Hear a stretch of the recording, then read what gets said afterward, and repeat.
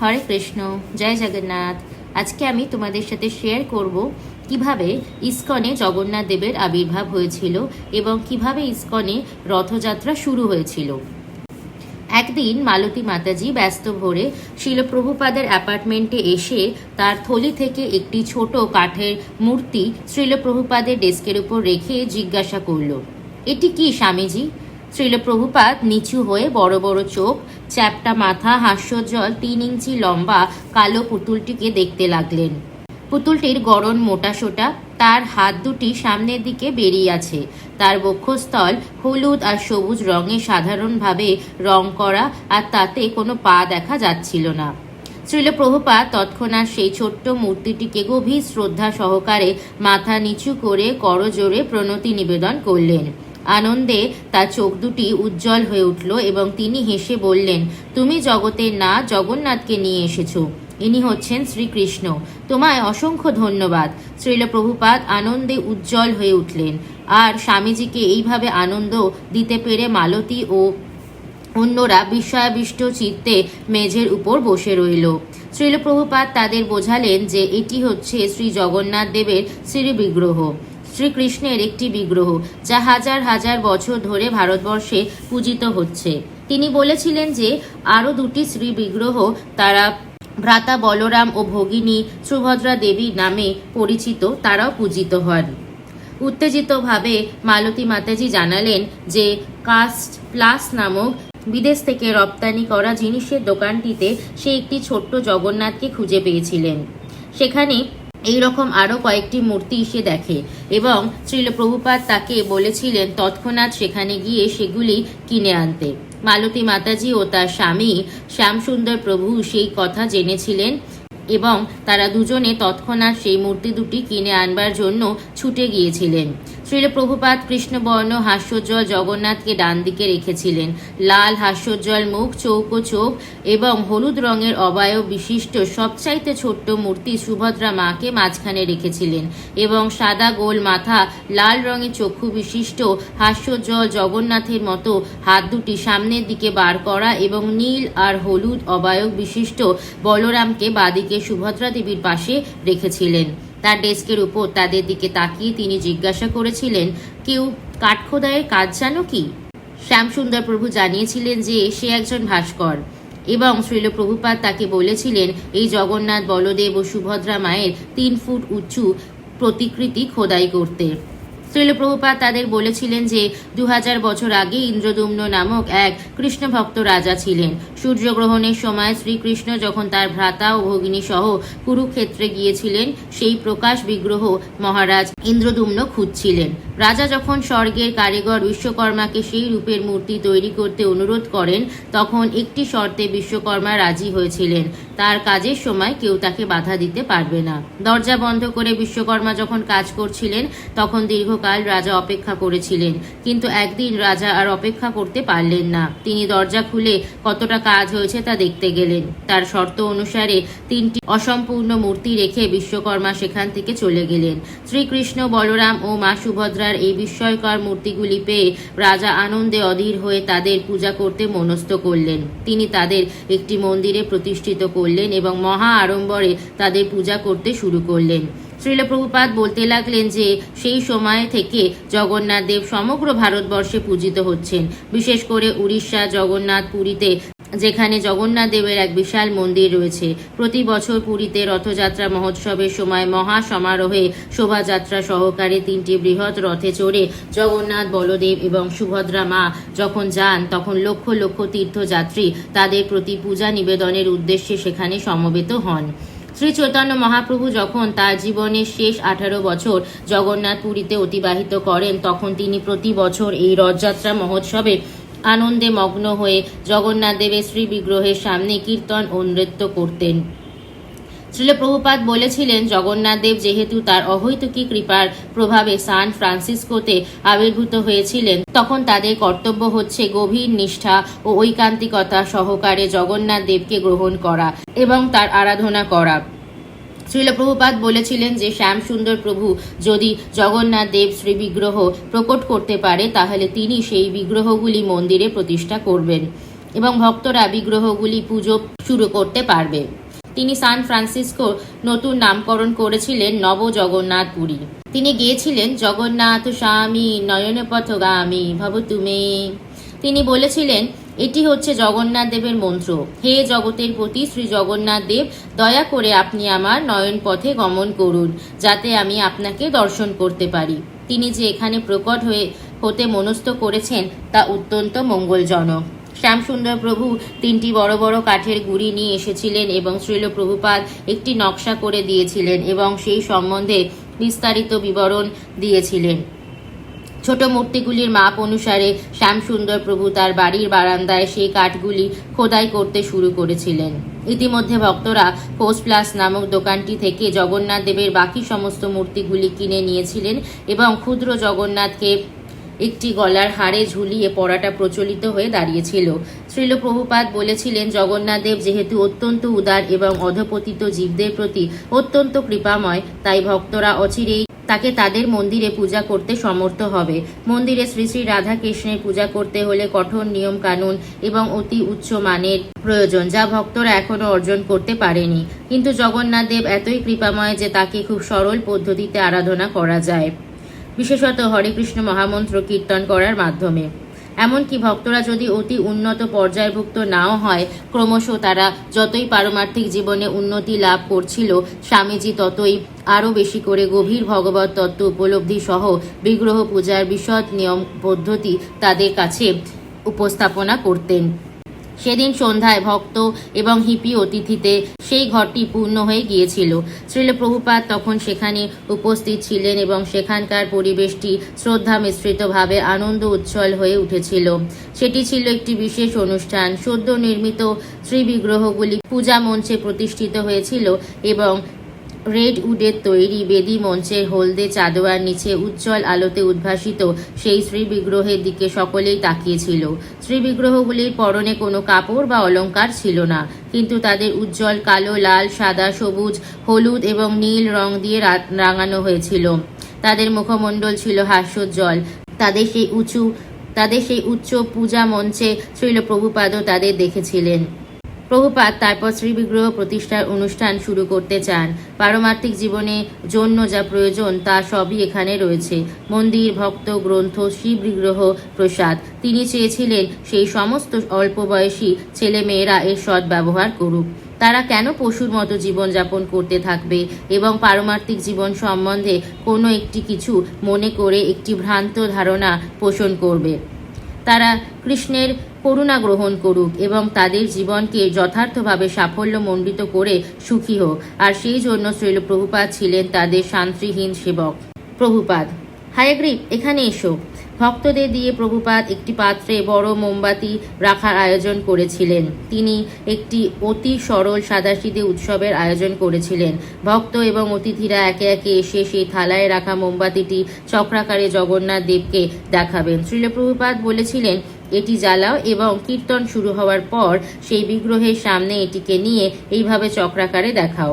জগন্নাথ দেবের শ্রী বিগ্রহের সামনে শ্রীল প্রভুপাদ থালায় রাখা সেই মোমবাতিটি চক্রাকারে ঘুরিয়ে তাদের দেখালেন। বুঝতে পেরেছ? হায়গ্রীব: হ্যাঁ প্রভুপাদ। হ্যাঁ, কীর্তন সহকারে। তারপর একজনের দেখানো শেষ হলে সেই থালাটি অন্য আরেকজনকে দেবে। এইভাবে যতক্ষণ কীর্তন চলবে ততক্ষণ একে একে সকলে সেই মোমবাতির শিখা জগন্নাথ দেবকে দেখাবে। এখনই কীর্তন সহকারে সেটি করা হবে। তোমরা বুঝতে পেরেছ? ঠিক আছে, তোমরা শুরু করো। তারপর ক্লান্ত হয়ে পড়লে আরেকজনকে সেটি দেবে। এইভাবে এটি চলতে থাকবে।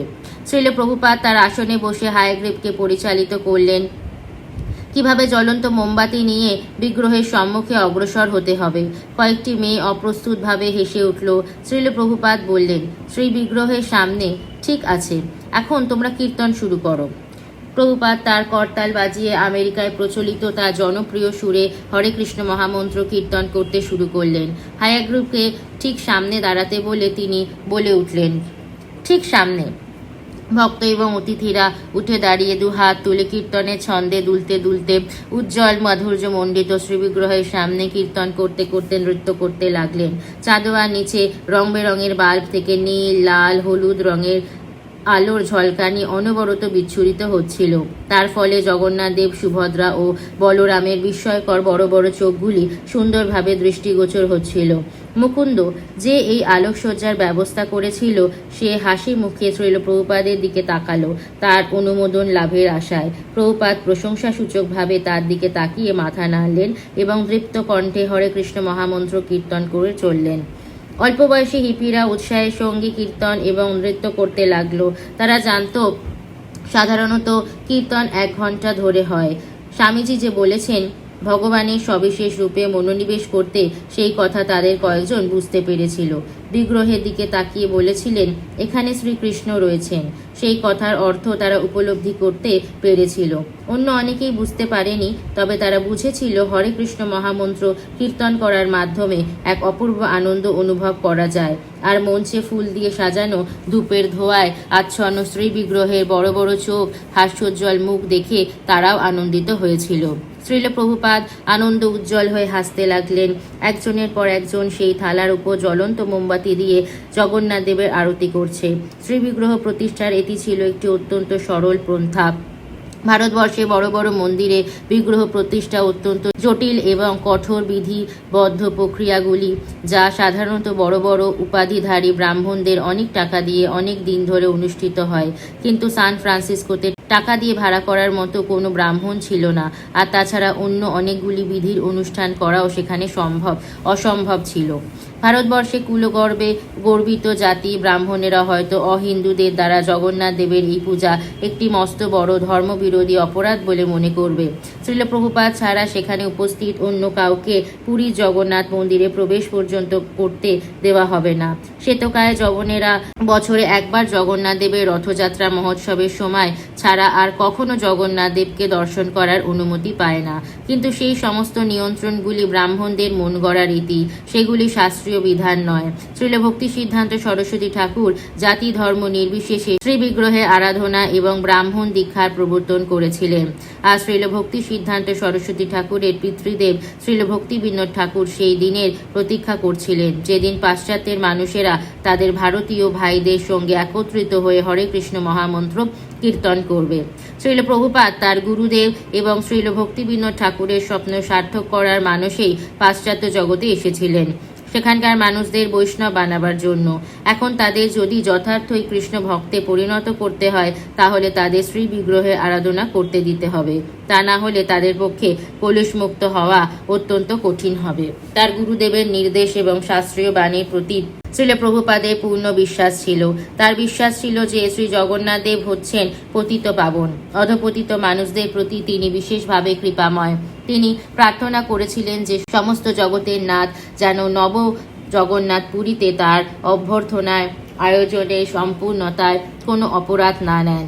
কীর্তন যখন শেষ হলো, শ্রীল প্রভুপাদ তখন হরিদাসকে সেই মোমবাতিটি তার কাছে নিয়ে আসতে বললেন। শ্রীল প্রভুপাদ তখন অগ্নিশিখার ওপর হস্ত সঞ্চালন করে তার মস্তক স্পর্শ করলেন। তারপর তিনি বললেন, এটি সকলের কাছে নিয়ে যাও। সকলেই এই মঙ্গলময় আলোক শিখা গ্রহণ করুক এবং তাদের সামর্থ্য অনুযায়ী এই পাত্রে কিছু প্রণামী দান করুক। তিনি হরিদাসকে বললেন, যেভাবে তিনি দেখালেন সেইভাবে মোমবাতিটি নিয়ে সেই কক্ষে উপস্থিত সকলের সামনে দেখাতে এবং মোমের শিখার ওপর হস্ত সঞ্চালন করে তারপর তারা যেন তাদের মাথায় ছোঁয়ায়। হরিদাস যখন সেটি নিয়ে এক একজনের সামনে ধরতে লাগলো, তখন কয়েকজন ভক্ত সেই পাত্রটিতে প্রণামী স্বরূপ কিছু মুদ্রা রাখলো এবং অন্যরাও তাদের অনুসরণ করলো। শ্রীল প্রভুপাদ আরও বললেন, শ্রীমদ্ ভগবতে শ্রবণ, কীর্তন, স্মরণ এবং পূজা করার নির্দেশ দেওয়া হয়েছে। শ্রী জগন্নাথ দেবের আবির্ভাবে যে পন্থায় আমরা এখন তার অর্চনা করলাম, তার ফলে এখন থেকে এটি একটি যথার্থ মন্দিরে পরিণত হলো। এটি হচ্ছে আরাধনা করার পন্থা। একে বলা হয় আরতি। সুতরাং এখন থেকে কীর্তনের পর আরতি হবে। পূজার পদ্ধতি হচ্ছে, তোমরা প্রদীপ শিখার তাপ গ্রহণ করবে এবং তোমাদের সামর্থ্য অনুযায়ী যা সম্ভব তা ভগবানের পূজার উদ্দেশ্যে নিবেদন করবে। এটি হচ্ছে অত্যন্ত সরল পন্থা। তোমরা যদি অনুসরণ করো, তাহলে তোমরা দেখবে কিভাবে তোমরা পরম তত্ত্বকে উপলব্ধি করছো। তোমাদের আমি আরেকটি অনুরোধ করব, সমস্ত ভক্তরা যখন তোমরা মন্দিরে আসবে, তখন একটি ফল এবং একটি ফুল নিয়ে এসো। তোমরা যদি আরও বেশি ফল এবং আরও বেশি ফুল আনতে পারো, তাহলে খুবই ভালো। কিন্তু তা যদি না পারো, তাহলে অন্তত একটি ফল এবং একটি ফুল এনো। তা তো খুব এক ব্যয় সাপেক্ষ নয়। তারপর তা ভগবানকে নিবেদন করো। তাই আমি তোমাদের অনুরোধ করছি, তোমরা যদি মন্দিরে আসবে তখন সেগুলি নিয়ে এসো। তা যে ফলই হোক না কেন, এমন নয় যে তোমাদের খুব দামি দামি ফল আনতে হবে। যে কোনো ফল, তোমার পক্ষে যা আনা সম্ভব, একটি ফুল এবং একটি ফল। তারপর একটু থেমে ঘরের চারিদিকে তাকিয়ে তিনি বললেন, এখন তোমরা প্রসাদ বিতরণ করতে পারো। অতিথিরা সারিবদ্ধভাবে মেঝেতে বসলো এবং ভক্তরা শ্রীল প্রভুপাদকে প্রথমে একটি থালায় প্রসাদ দিয়ে তারপর অন্য সকলকে তা পরিবেশন করতে লাগলো। শ্রীল প্রভুপাদ তার রান্নাঘরে তার শিষ্যদের যা যা রান্না করতে শিখিয়েছিলেন তাই রান্না হয়েছিল। সিঙ্গারা, হালুয়া, অন্ন, অনেক রকমের সবজি, ফলের চাটনি, মিষ্টি, রবিবারসরীয় ভোজের সবকটি বিশেষ বিশেষ পদই রান্না করা হয়েছিল। সমস্ত অতিথিরাই প্রসাদ খুব ভালোবাসত এবং তারা সবাই আকণ্ঠ প্রসাদ সেবা করেছিল। আর ভক্তরা, বিশেষ করে দক্ষ মহিলা ভক্তরা বারবার সকলকে প্রসাদ দিচ্ছিল আর অতিথিরা পরমানন্দে সেই সান্ধ্য মহোৎসবে তা আস্বাদন করছিল। সবকটি পদ আস্বাদন করে শ্রীল প্রভুপাদ চোখ বড় বড় করে ভক্তদের দিকে তাকিয়ে বললেন, খুব ভালো হয়েছে, প্রসাদ রন্ধনকারীদের জয়। শ্রী শ্রী জগন্নাথ দেবের উপস্থিতির ফলে অচিরেই মন্দিরটি অপূর্ব সুন্দর হয়ে উঠল। ভক্তরা প্রতিদিন তার জন্য মালা তৈরি করত। নিউ ইয়র্ক থেকে যদুরানীর আঁকা শ্রী বিষ্ণু ছবিটি এসে পৌঁছালো এবং গোবিন্দ দাসী শ্রীল প্রভুপাদের একটি বড় প্রতিকৃতি অঙ্কন করেছিল। সেটি তার আসনের পাশে টাঙানো হয়েছিল। তাছাড়া ভক্তরা শ্রীকৃষ্ণের কতগুলি ভারতীয় ছবি দেওয়ালে টাঙিয়েছিল। যে আলোকসজ্জার আয়োজন করা হয়েছিল তাতে মনে হতো যেন জগন্নাথ দেবের চোখ স্পন্দিত হচ্ছে, তার গায়ের রং নাচছে। আর হেইট অ্যাসবেরির সাইকেডেলিক পরিবেশে জগন্নাথ দেব বিশেষ আকর্ষণীয় হয়ে উঠেছিল। শ্রীল প্রভুপাদের অনুরোধ অনুসারে ভক্ত এবং অতিথিরা জগন্নাথ দেবের জন্য নৈবেদ্য নিয়ে আসতে শুরু করেছিল। হিপিরা যা পারত তাই নিয়ে আসতো। গমের শীষ, অর্ধেকটা পাউরুটির টুকরো, কিশমিশের বাক্স, টফির টুকরো, মোমবাতি, ফুল অথবা ফল। তারা শুনেছিল নিজেরা কোনো কিছু গ্রহণ করার আগে তা ভগবানকে প্রথমে নিবেদন করতে হয়। কয়েকজন হিপি তাদের নতুন জামা কাপড় পর্যন্ত প্রথমে জগন্নাথ দেবকে নিবেদন করে তারপরে তা পরতে শুরু করেছিল। এই সমস্ত হিপিরা জগন্নাথ দেবের নির্দেশ অনুসরণ করছিল না, কিন্তু তারা তার আশীর্বাদ কামনা করছিল। প্রতিদিন রাত্রে শ্রীল প্রভুপাদ ঠিক যেভাবে তাদের শিখিয়েছিলেন সেইভাবে ভক্তরা আরতি অনুষ্ঠান করত। একটি মোমবাতি জ্বালিয়ে সেটি একে একে জগন্নাথ দেবকে নিবেদন করত। ভক্তরা যখন শ্রীল প্রভুপাদকে জিজ্ঞাসা করেছিল তারা সেই অনুষ্ঠানে আরও কিছু যুক্ত করতে পারে কিনা, তখন প্রভুপাদ বলেছিলেন তারা ধূপ নিবেদন করতে পারে। তিনি বলেছিলেন শ্রী বিগ্রহ আরাধনায় আরও অনেক অনেক কিছু করণীয় আছে। এত কিছু করণীয় আছে যে তা ভক্তদের 24 ঘন্টা ব্যস্ত রাখতে পারে, কিন্তু তিনি যদি একবারই তাদের সবকিছু বলেন তাহলে তারা মূর্ছা যাবে। শ্রীল প্রভুপাদ নিভৃতে তার ঘরে তার শিষ্যদের সঙ্গে একদিন আলোচনা করার সময় বলেছিলেন যে একদিন মন্দিরে কীর্তনের সময় জগন্নাথ দেবের বিগ্রহের সম্মুখে শ্রী চৈতন্য মহাপ্রভুর নৃত্যের কথা তার মনে হয়েছিল। তিনি বলেছিলেন, পুরীতে জগন্নাথ দেবের শ্রী বিগ্রহের সম্মুখে শ্রী চৈতন্য মহাপ্রভু এত ভাব বিহ্বল হয়ে নৃত্য করতেন যে ভাব বিহ্বল কণ্ঠে যজ্ঞ যজ্ঞ ছাড়া আর কিছু বলতে পারতেন না। শ্রী চৈতন্য মহাপ্রভু ভাবতেন, কৃষ্ণ, কতদিন ধরে আমি তোমায় দেখতে চেয়েছি আর এখন আমি তোমাকে দর্শন করছি।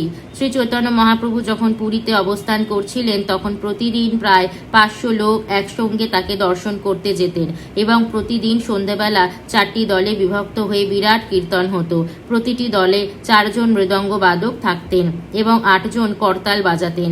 শ্রীল প্রভুপাদ বলেছিলেন, বাঁ পাশে এক দল, ডান পাশে এক দল, সামনে এক দল এবং পেছনে দিকে এক দল, আর চৈতন্য মহাপ্রভু মাঝখানে থাকতেন। তারা সকলে নাচতেন এবং 4টি দল কীর্তন করতেন। হরে Krishna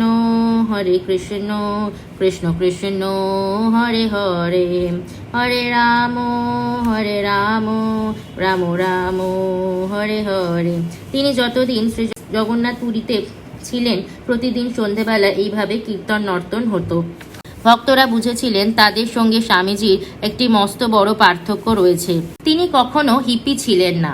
hate Ashbury, LSD psychedelic poster, rock সঙ্গীত গোষ্ঠী, হিপ্পিদের দুর্বোধ্য কথাবার্তা, রাস্তার মানুষ, এই মোহচ্ছন্ন পরিবেশে প্রভুপাদ স্বস্তি বোধ করতেন না। তারা জানত তিনি ছিলেন ভিন্ন ধরনের, কিন্তু প্রতিদিন তিনি তাদের সঙ্গে ঠাট্টা করে এবং তাদের উপর নির্ভর করে এত সময় অতিবাহিত করতেন যে সেই কথা তারা ভুলে যেত। কিন্তু কখনো কখনো তার বিশেষ পদমর্যাদার কথা তাদের মনে পড়ে যেত।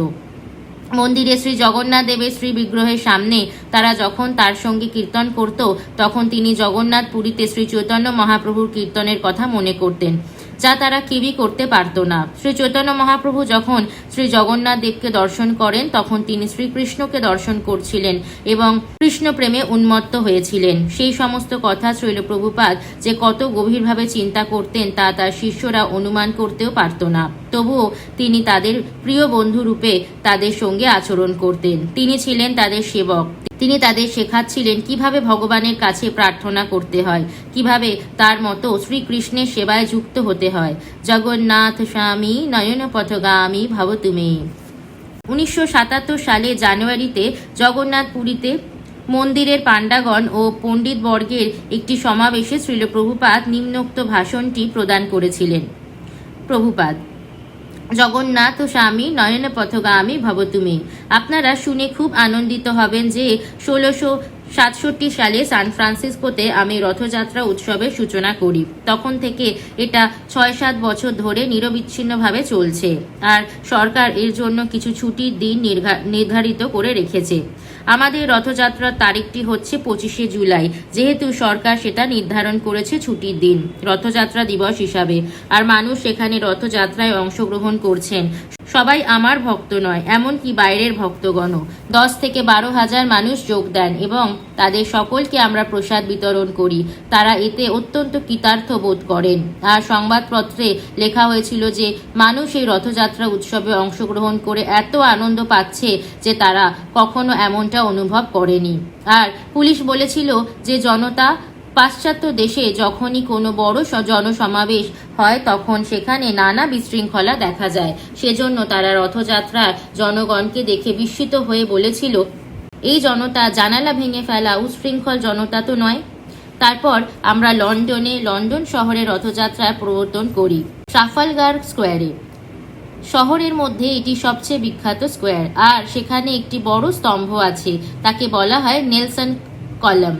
আর আমাদের রথটি এত উঁচু ছিল যে দি গার্ডিয়ান কাগজে সমালোচনা করে লিখেছিল যে এই রথযাত্রা নেলসন কলামের প্রতিদ্বন্দ্বী হয়ে উঠেছে। পরবর্তীতে আমরা ফিলাডেলফিয়াতে রথযাত্রা সূচনা করি, আর এই বছর আমরা নিউ ইয়র্কে এবং হরিসৌরি প্রভু মেলবোর্ন প্রভুপাদ, মেলবোর্ন, সিডনি, হরিসৌরি প্রভু প্যারিস প্রভুপাদ, প্যারিস। সুতরাং পাশ্চাত্য দেশগুলিতে একের পর এক রথযাত্রা শুরু হচ্ছে এবং জগন্নাথ স্বামী পাশ্চাত্যবাসীদের মনোযোগ আকর্ষণ করছেন। অতএব মানুষ যখন বিশ্বের সমস্ত অংশ থেকে আপনাদের পুরীতে আসবেন, এটি বিভিন্ন দিক দিয়ে কল্যাণকর। পর্যটনের কথা ধরলে সরকার এতে উপকৃত হবে। আর যখন জগন্নাথ পুরীর প্রতি আকৃষ্ট হবে, জগন্নাথ স্বামীর প্রতি, দুর্ভাগ্যক্রমে আপনারা এখন পাশ্চাত্যবাসীদেরকে মন্দিরে প্রবেশ করতে দেন না। এটাকে কিভাবে ঠিক করা যায়? এই অন্তরায়টি আপনাদের নিজেদের ঘরে আবদ্ধ করে রাখেন। যদি আপনারা জগন্নাথের কৃপা বিস্তার না করেন, তিনি হচ্ছেন জগন্নাথ।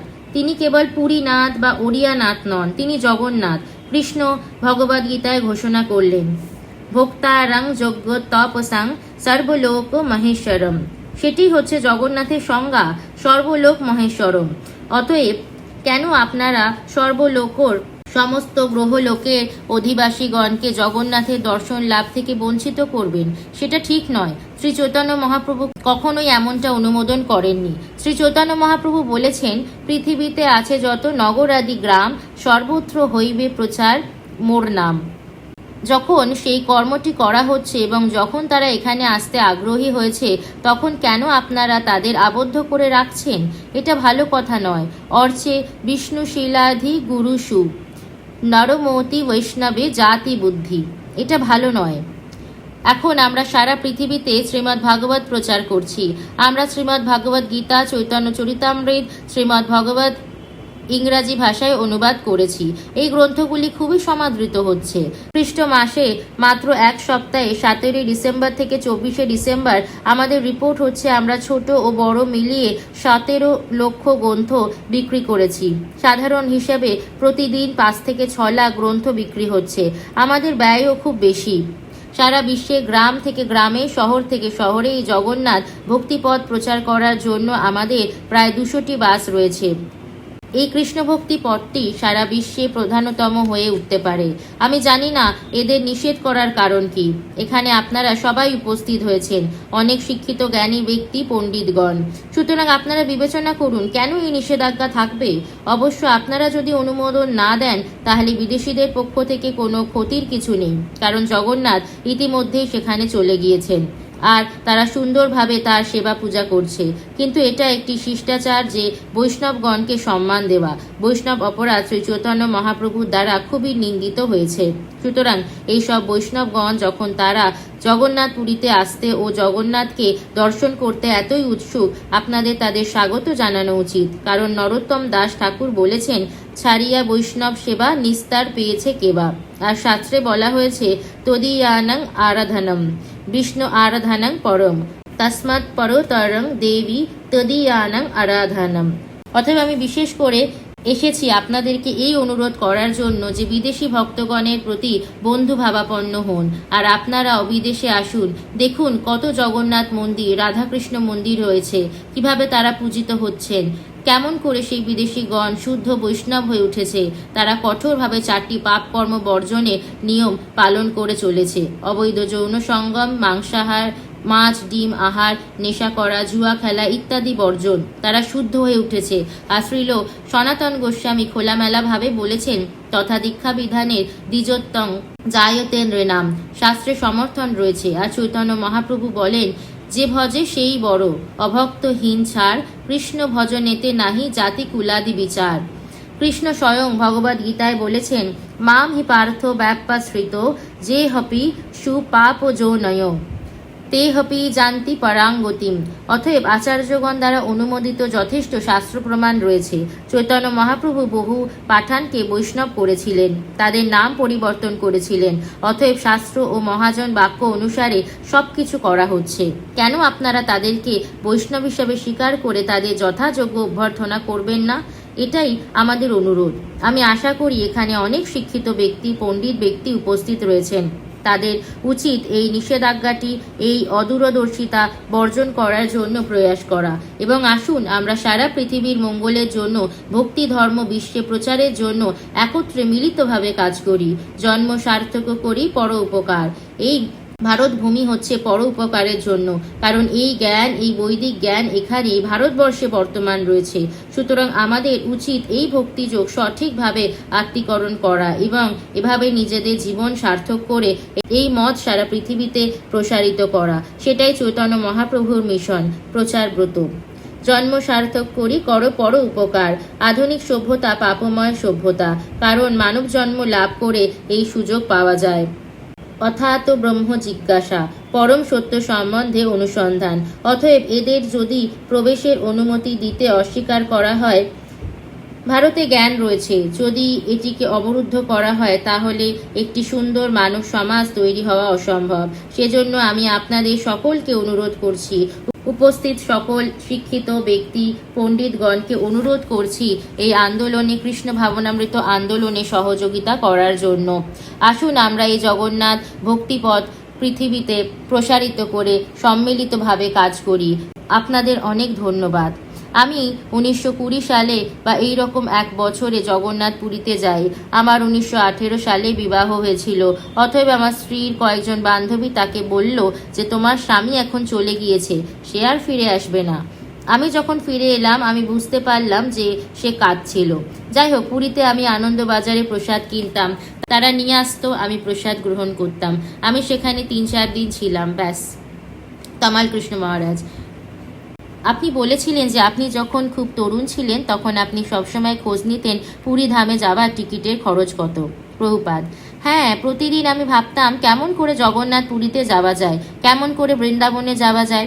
সেই সময় বৃন্দাবনে যাওয়ার ভাড়া ছিল 4-5 টাকা, আর জগন্নাথ পুরীর ভাড়াও প্রায় ওই রকমই ছিল। আমি ভাবতাম আমি কখন যাব, ব্যাস আর কিছু নয়। আমার পরীক্ষা শেষ হওয়ার পর প্রথম সুযোগ পেয়ে জগন্নাথ পুরীতে গিয়েছিলাম। আর ব্যবসা সূত্রে আমি যখন আগ্রা যাই তখন প্রথম আমি আগ্রা থেকে বৃন্দাবনে গিয়েছিলাম। সেটি ছিল 1925 সাল, আর আমি 1920 সালের কাছাকাছি সময় জগন্নাথ পুরীতে যাই, আর 1951 সালে আমি বৃন্দাবনে গমন করি। অতিথি, যাকে এরা জগন্নাথ রথযাত্রা উৎসব বলেন, তার উৎস ও তাৎপর্য আপনি যদি ব্যাখ্যা করেন তাহলে কৃতার্থ হব। প্রভুপাদ, জগন্নাথ রথযাত্রার তাৎপর্য হচ্ছে যে যখন কৃষ্ণ বৃন্দাবন হতে প্রস্থান করলেন, কৃষ্ণ তার পালক পিতা নন্দ মহারাজের দ্বারা লালিত পালিত হয়েছিলেন, কিন্তু যখন তিনি বড় হন, 16 বছর বয়স হয়, তখন তার প্রকৃত পিতা বাসুদেব তাকে স্বগৃহে আনয়ন করেন, আর তারা বৃন্দাবন ত্যাগ করেন। কৃষ্ণ বলরাম 2 ভাই, এবং তারা ছিলেন দ্বারকাবাসী। তাদের রাজ্য ছিল দ্বারকাতে। সুতরাং কুরুক্ষেত্র সবসময় ধর্মক্ষেত্র, তীর্থক্ষেত্র, যেখানে কোনো সময় সূর্যগ্রহণ হয়েছিল। আর ভারতের বিভিন্ন অংশ থেকে বহু ব্যক্তিগণ তারা কুরুক্ষেত্রে পূর্ণ স্নানের জন্য আগমন করেন। ঠিক তেমনই কৃষ্ণ বলরাম ও তাদের বোন সুভদ্রা রাজকীয়ভাবে বহু বিজ্ঞ ব্যক্তিদের সঙ্গে সেখানে আগমন করেন। বহু গণ্যমান্য ব্যক্তি, রাজস্থানীয় ব্যক্তিগণ আসেন। অতএব সেই সময় বৃন্দাবনবাসীগণ কুরুক্ষেত্রে তাদের সঙ্গে সাক্ষাৎ করেন। বিশেষত গোপিকাগণ, তারা কৃষ্ণ দর্শন করে বিলাপ করতে থাকে, কৃষ্ণ তুমি এখানে, আমরাও এখানে, কিন্তু স্থানটি পৃথক, আমরা বৃন্দাবনে নই। সেটা এক দীর্ঘ কাহিনী, কিভাবে তার আক্ষেপ প্রকাশ করেছিলেন এবং কৃষ্ণ তাদেরকে সান্ত্বনা দিয়েছিলেন। এটি হচ্ছে বিরহ অনুভব, কিভাবে বৃন্দাবনবাসীগণ কৃষ্ণ বিরহ অনুভব করতেন। অতএব যখন কৃষ্ণ রথে এসে উপবেশন করতেন তাকে বলা হয় রথযাত্রা। এই হচ্ছে রথযাত্রার ইতিহাস। কৃষ্ণের যে কোনো লীলা ভক্তগণ উৎসব করে উদযাপন করে থাকেন। অতএব এই হচ্ছে রথযাত্রা। হরে কৃষ্ণা। জয় জয় শ্রীল প্রভুপাদ কি জয়। নিতাই গৌর প্রেমানন্দে হরি হরি বল। জয় জগন্নাথ। অংশটি ভালো লাগলে অন্যদের সাথে শেয়ার করবেন, চ্যানেলটি সাবস্ক্রাইব করবেন, আর কমেন্টে লিখবেন হরে কৃষ্ণ হরি বল, জয় জগন্নাথ। ধন্যবাদ সবাইকে।